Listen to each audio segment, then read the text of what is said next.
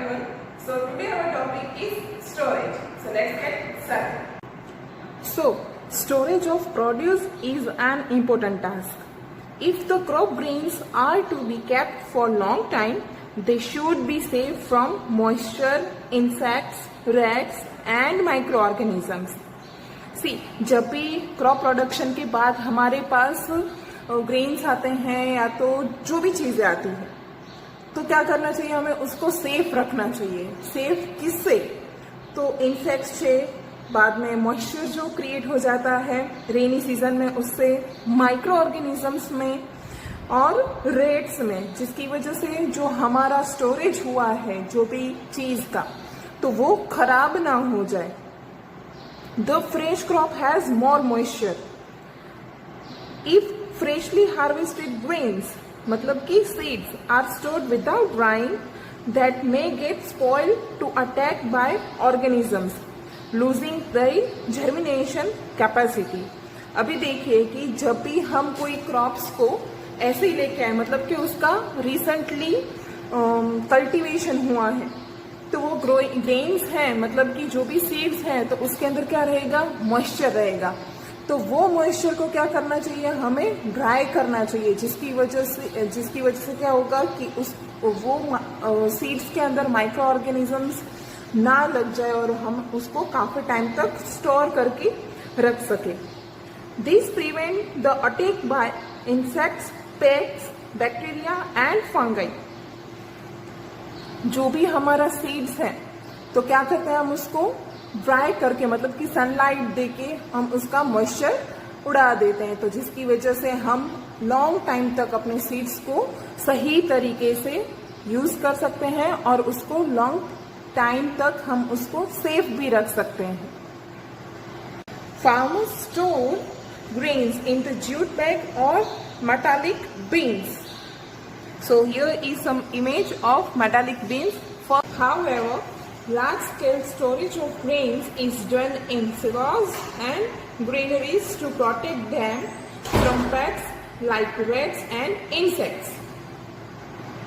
See, in our home, when we are storing a food grains, तो हम क्या करते हैं, उसके अंदर नीम लीव्स डाल देते हैं, ताकि पूरे साल का जो हम ग्रेन्स इकट्ठा करते हैं घर में, तो वो क्या हो जाता है, खराब नहीं हो जाता है. For storing large quantities of grain in a big godown, specific chemical treatment are required to protect them from pests and micro organism.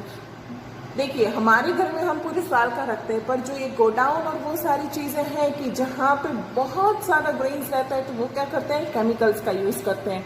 वो करना जरूरी है, क्योंकि वहाँ पे इतने सारे ग्रेन्स रखे होते हैं, तो वो खराब ना हो जाए, तो उसके लिए वो लोग क्या करते हैं, उसके अंदर केमिकल ट्रीटमेंट करते हैं, ताकि वो चीज बिगड़ ना जाए या तो उसके अंदर कोई माइक्रो ऑर्गेनिज्म लग के पूरी चीज वो डैमेज ना हो जाए.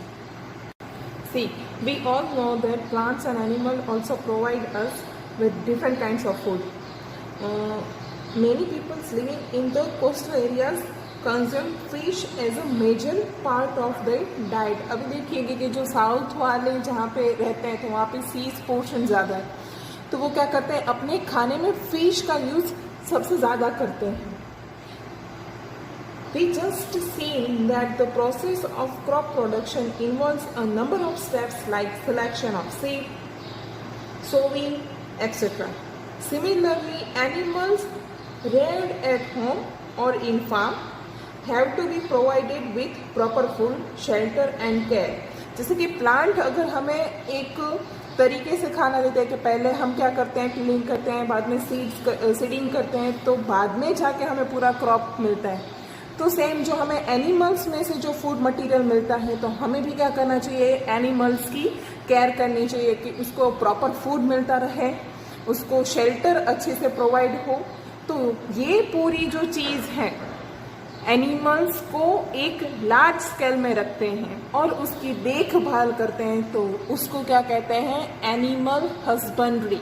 कि जहाँ पे फॉर एग्जांपल काउस को हम रखते हैं, तो काउस वहाँ पे रहती है, तो उनको एक शेल्टर प्रोवाइड करते हैं, उसको बेहतर खाना प्रोवाइड करते हैं, तो बदले में हम क्या लेते हैं, उससे मिल्क लेते हैं, मिल्की आइटम्स यूज करते हैं हम. पर हमारा काम क्या है कि उसको बेटर शेल्टर एंड फूड देना. और व्यूअर्स में हम क्या ले रहे हैं, उससे मिल्क ले रहे हैं। पर जब ये चीज बहुत लार्ज स्केल में यूज होता है तो उसको क्या कहते हैं, एनिमल हस्बेंड्री। Thank you.